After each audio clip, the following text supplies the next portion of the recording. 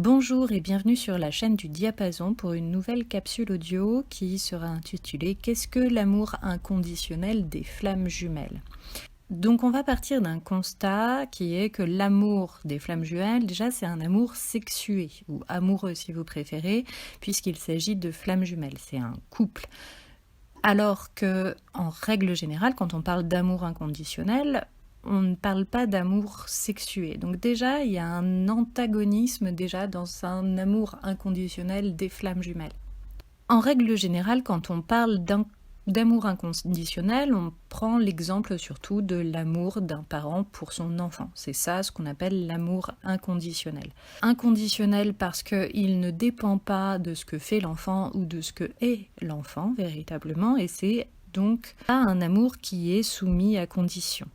Par exemple, quand un couple divorce, ces enfants peuvent demander à très juste titre, ou peuvent se demander, même s'ils ne posent pas la question, ils se posent souvent cette question-là. Est-ce que, puisque papa n'aime plus maman, ou maman n'aime plus papa, peu importe, est-ce que moi, l'amour que me porte mon parent va être aussi à condition? Et donc, du coup, c'est potentiellement le début de certaines blessures d'enfance, puisque l'enfant va se dire injustement, à tort, que de même, l'amour que son parent a pour lui peut être conditionné pour quelque chose. Alors, un truc très sain qui est fait par beaucoup de parents qui divorcent, c'est justement d'expliquer que c'est pas parce que papa et maman ne s'aiment plus qu'ils n'aiment plus leurs enfants. Et en effet, c'est des types d'amour qui sont très différents les uns des autres. C'est le concept à faire comprendre à un enfant de parents qui divorcent, c'est que l'amour qu'un parent peut avoir pour son enfant, un peu comme Lévinas le disait, c'est un amour qui va au-delà d'eux-mêmes, parce qu'il est aussi une projection de ce qu'ils ne sont pas et qu'ils aimeraient devenir, de ce qu'ils rêveraient de devenir dans l'idéal. Il est aussi leur avenir, il est l'amour qu'ils ont pour leur enfant, un peu ce qui restera d'eux alors qu'ils ne seront plus vivants. Donc, aucune personne normalement constituée qui est capable de ne plus aimer son enfant, aussi suicidaire ou pathologique qu'il soit, ça ne peut pas exister tout simplement parce qu'il faudrait détester et ne même pas aimer. Détester, c'est une forme d'amour à l'envers, mais c'est ne pas aimer du tout ce qu'on est, ne même pas être capable de sentiments. Et là, c'est ne plus aimer. C'est ne pas aimer, ne pas être capable d'aimer tout court, ce qui est différent. Donc c'est pour ça qu'on prend souvent cet exemple-là. L'amour inconditionnel, c'est souvent l'amour d'un parent pour son enfant, puisque c'est le seul à être inconditionnel, indéfectible, puisque on ne divorce pas de son enfant, on l'aimera toute sa vie, quoi qu'il fasse, et quoi qu'il devienne, et quoi qu'il est. Alors on a toujours la même problématique, puisque comment l'amour des flammes jumelles, donc un amour amoureux, pourrait-il être inconditionnel de la même manière?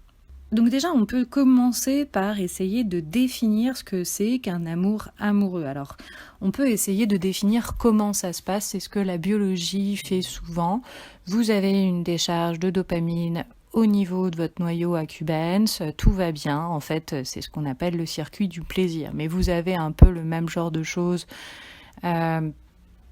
quand vous fumez une cigarette, quand vous prenez de l'héroïne, etc. Ça, c'est le plaisir soit ultime, sexué avec un orgasme, mais dans ces cas-là, c'est pas véritablement de l'amour. Alors on peut dire que l'ocytocine, par exemple, c'est l'hormone de l'attachement, puisque elle est produite non seulement pendant un orgasme, mais aussi pendant un câlin, mais aussi quand votre enfant tète à votre sein, etc., etc., c'est l'amour, c'est l'hormone de l'attachement. Mais tout ça, ça n'explique pas ce que c'est que l'amour, ça explique toujours comment est-ce que c'est l'amour.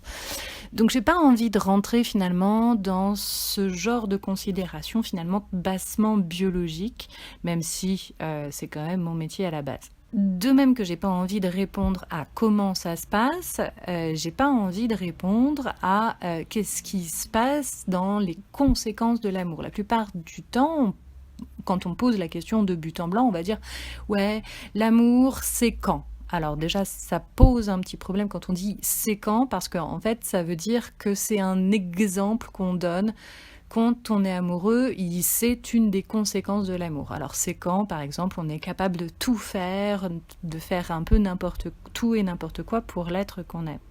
Ça, c'est pas déjà la définition de l'amour, c'est la conséquence éventuelle de l'amour. Éventuelle. Parce que quand on est capable de faire tout et n'importe quoi par amour, c'est plutôt qu'on est sous emprise, sous stress de perdre l'autre, sous une forme de dépendance, par peur de ne pas être aimé en retour, et c'est cette peur de ne pas être aimé en retour qui pousse à faire n'importe quoi, et même à se sacrifier soi-même ou ses propres désirs. Et alors là, on se trompe parce que déjà, c'est pas de l'amour, c'est la conséquence, mais en plus, c'est pas de l'amour, c'est de la dépendance. Alors, il n'y a rien qu'on doit faire absolument par amour, c'est pas un devoir l'amour. Et l'amour ne nécessite pas de preuve pour exister, en fait, il est ou il n'est pas. Mais on a une construction sociologique qui est que on croit devoir faire par amour tout et n'importe quoi pour l'autre.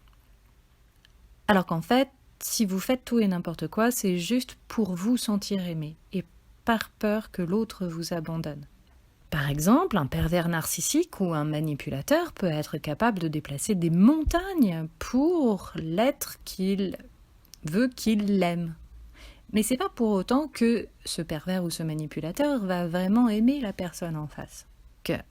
Parce qu'un pervers narcissique ou un manipulateur, ce sont des personnes qui n'aiment qu'eux-mêmes, et encore, c'est pas tout à fait vrai, ils n'aiment que l'image qu'ils donnent d'eux-mêmes.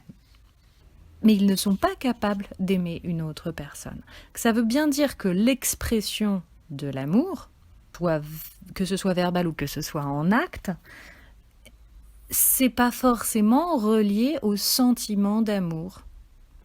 On peut avoir quelqu'un qui crie son amour sur tous les toits et qui fait absolument n'importe quoi pour soi-disant l'être aimé, mais qui en fait veut juste mettre l'autre sous une forme d'emprise. Et au contraire, on va avoir quelqu'un qui peut rester totalement silencieux sur ses propres sentiments, qui sont eux d'une force absolument extraordinaire. On sait que l'amour, il n'a pas vocation à être contenu de force à l'intérieur du corps et pas du tout exprimé, mais c'est potentiellement le cas, et chez les flammes jumelles, c'est même souvent le cas chez ce qu'on appelle les runners. Donc on voit bien que là déjà on a une totale différence ça fait une des grandes différences entre les manipulateurs pervers narcissiques et les runners.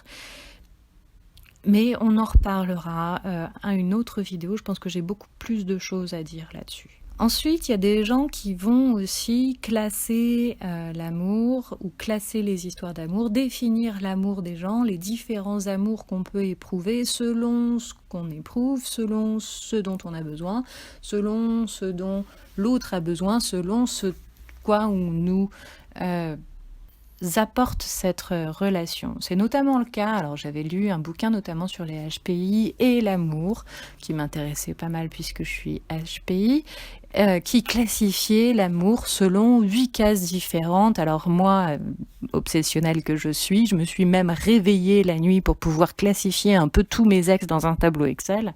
Alors, c'était très bien, mais une fois que le tableau Excel était fait, ça n'avait plus aucun intérêt, cette classification. Je veux dire, ça a quel intérêt de classifier vos ex, tous vos ex et tous les amours que vous avez eus selon la couleur de leurs chaussettes ou la couleur de leurs chaussures? Qu'est-ce qu'on s'en fout? Dans le même style, des gens qui définissent l'amour par les conséquences, il y a ceux qui vont définir l'amour par l'engagement qu'il implique. C'est-à-dire que pour eux, quand ils disent « je t'aime », c'est tout de suite, ils se voient avec le scénic, les 3 gamins, le chien, les 2 chats et tout le monde dans la bagnole, et c'est l'enfer total. Et puis il n'y a plus personne au pieu puisqu'il n'y a plus le temps de faire quoi que ce soit, il n'y a même plus de désir, c'est fini. Bref, c'est la mort. de la passion, du désir, de tout ça. Alors du coup, l'engagement, ça devient un truc qui est absolument terrible. Ça a été un peu inventé par, pas que l'Église catholique, hein, tout le monde, c'est-à-dire que on se doit finalement à la personne qu'on est, et quand on amène la notion de devoir avec cette notion d'amour, je pense qu'on se gourre complètement. On ne doit pas aimer, c'est pas un devoir d'aimer. C'est un droit. Et en fait, ce droit a pour conséquence un certain nombre de choses. Quand on aime, et j'ai envie de dire plus on aime, mais plus en fait la notion, c'est pas une notion d'engagement, c'est une notion de fidélité, c'est une notion que les autres n'ont pas véritablement d'intérêt. Pourquoi, même si moi je suis célibataire, je ne suis pas intéressée par les autres, tout simplement parce que dans les autres personnes que je rencontre, je vois systématiquement ce qui n'est pas l'homme que j'aime, dans un désir qui n'est pas celui de l'homme que j'aime. Et du coup, ça ne m'intéresse pas.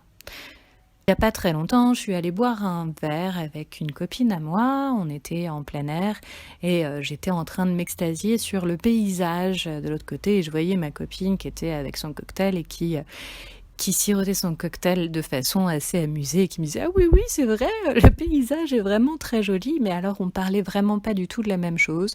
Et c'est là où je me suis rendu compte quand même que c'était moi qui avais un vrai problème, parce que je me considérais pas comme une célibataire normale. De fait, ma copine, elle, ce qu'elle voyait, c'était les jolis mecs à la table d'à côté.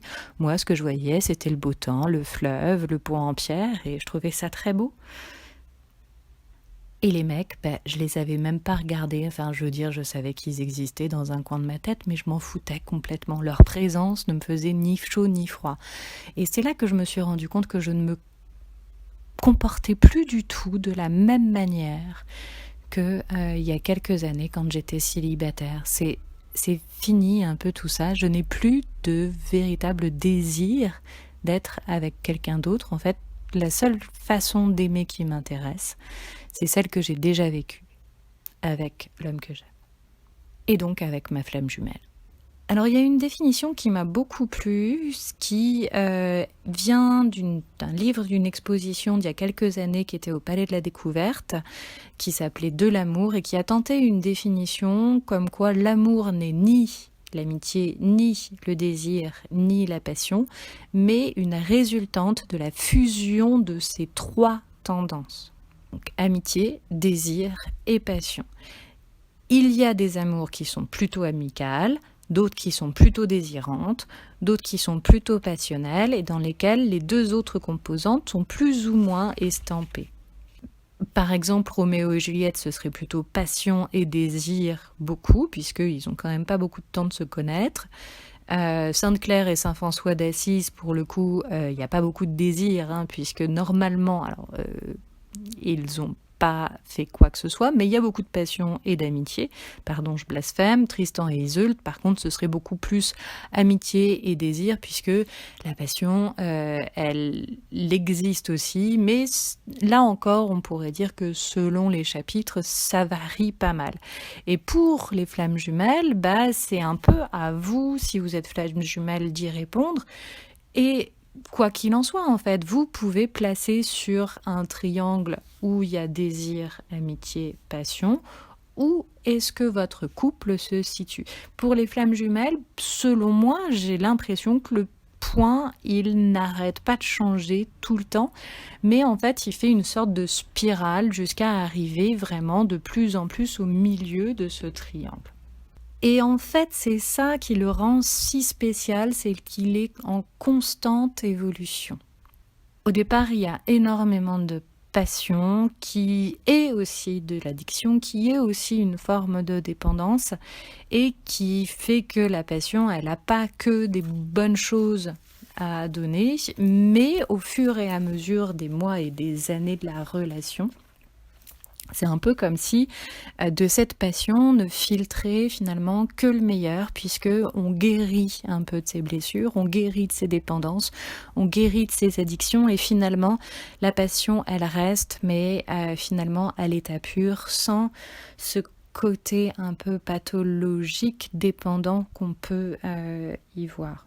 Alors quand je parle là, je parle vraiment d'années, parce que pour se débarrasser vraiment de ces addictions, de ces désirs un peu dépendants, c'est vraiment des années qu'il faut. Donc quand vous dites que oui, vous vous êtes séparés et que dans 3 mois vous voulez qu'il revienne, dites-vous que vous ne serez pas guéri en 3 mois. On ne guérit pas de ses blessures en 3 mois, c'est sûr et certain. Donc même s'il revient, il faudra guérir ensemble de toute façon. L'amour des flammes jumelles, c'est aussi une très grande amitié qui est très vivante, très vibrante, à tel point que l'un et l'autre ne se sentent plus jamais vraiment seuls dans l'humanité. Pourtant, on s'est toujours un peu senti seuls. Et c'est quelque chose qui, avant la rencontre d'ailleurs, la solitude, on n'aimait pas ça, ni le chaser, ni le runner ne détestent la solitude, mais avec l'autre, on n'est plus seul, plus jamais. Pourtant, la séparation arrive, et la solitude, elle doit s'habiller de créativité interne, propre et de projets pour que nous devenions peu à peu nous-mêmes notre propre meilleur allié, notre propre meilleur compagnon, notre propre meilleur ami, tout simplement. Un peu comme le comte André Sponville disait dans L'amour et la solitude, elle doit s'embrasser. C'est l'isolement qui doit être combattu. La solitude, elle permet de savoir qui l'on est vraiment pour mieux choisir de qui est-ce qu'on veut s'entourer pour mieux combattre une forme de sentiment d'isolement. Vous pouvez être entouré de plein de gens et être complètement isolé, et ça, c'est quelque chose qui est néfaste. Il faut aussi bien choisir de qui est-ce que vous voulez vous entourer pour vous sentir seul mais pas isolé. Et ça, c'est important. Et c'est des choses aussi qu'on apprend au fur et à mesure des séparations, des différentes séparations s'il y en a plusieurs, dans la relation de flammes jumelles. Et puis l'amour des flammes jumelles, c'est aussi un désir clairement irrépressible, au point où on pourrait croire que c'est le plan cul le plus parfait de la Terre, si on oublie ou on ignore par déni tout le reste, c'est-à-dire la passion et l'amitié.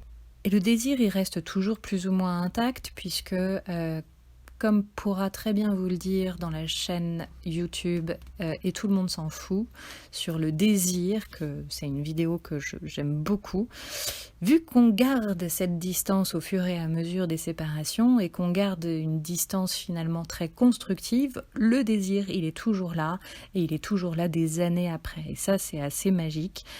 On pourrait se dire que c'est un désir qui est un plaisir solitaire, donc c'est pas vraiment un plan cul, c'est un plaisir surtout qui est partagé toujours et qui se décuple et qui sublime le réel. C'est ça qui fait ce désir-là irrépressible qui dépasse complètement ce qui est réaliste ou réalisable au fur et à mesure des années, et qui devient finalement, une fois on croit en l'autre, en plus on a une amitié indéfectible, donc on a une confiance qui devient absolue au fur et à mesure, et on a une passion qui fait que on ne dévore plus l'autre, on le déguste petit à petit. Et c'est pour ça que si on fait un triangle entre passion, désir et amitié, les flammes jumelles, on est toujours sur une spirale qui va de plus en plus au milieu de ce triangle. Et c'est comme ça que moi je pourrais le définir.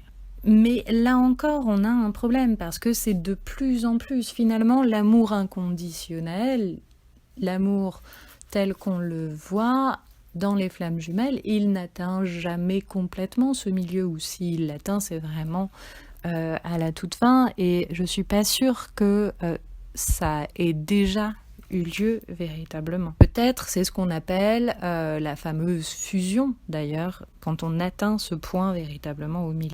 Je sais pas, moi j'en suis même pas aux retrouvailles ni à la réunion, donc Je suis même pas sûre d'arriver à ça un jour. Donc autant vous dire que ce point au milieu, il me paraît beaucoup trop loin à atteindre.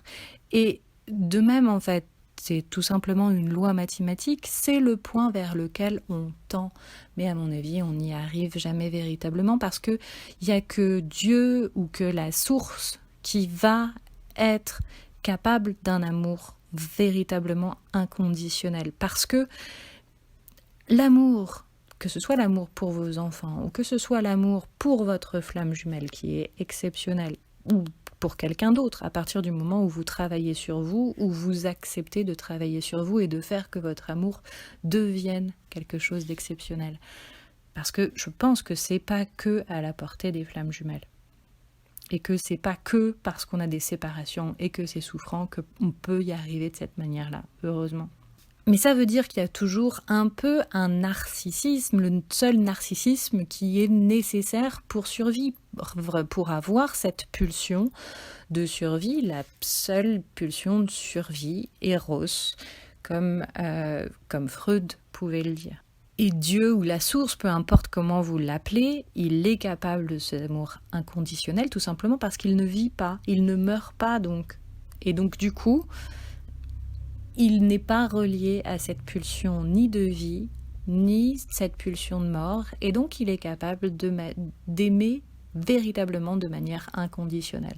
Donc peut-être qu'on devient finalement un Dieu au fur et à mesure de sa vie. Pourquoi pas, hein, je suis pas sûre que ce soit la solution de tous devenir des dieux. Je pense que l'on soit une âme éveillée ou que l'on soit une flamme jumelle, ce qui est important, c'est de vivre, d'expérimenter, d'aimer, de se séparer, si vous êtes flamme jumelle, de ne pas culpabiliser parce que vous voulez vivre un autre type d'amour, parce que, en fait, c'est bien, c'est d'expérimenter autre chose, et du moment que vous êtes heureux, c'est qu'il y a bien une raison, et c'est que c'est bien votre chemin, mais vu qu'il n'y a aucun chemin qui se ressemble, vivez, expérimentez encore et encore. On n'est pas tous obligés de finir comme moi, c'est-à-dire un peu célibataire, obsédé en même temps par l'amour. Faut être honnête.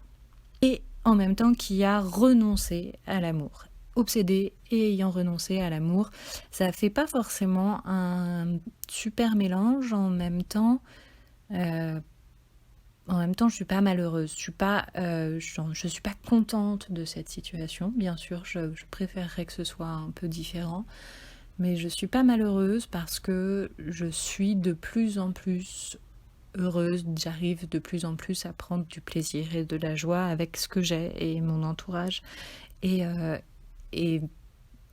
l'intérêt, c'est d'avoir tendance à avoir plus de joie, plus de plaisir, plus d'estime de soi, plus d'amour de soi. Mais c'est pas de l'atteindre, parce que votre chemin, vous le finirez jamais. Enfin, en fait, si vous le finissez, c'est parce que vous êtes mort.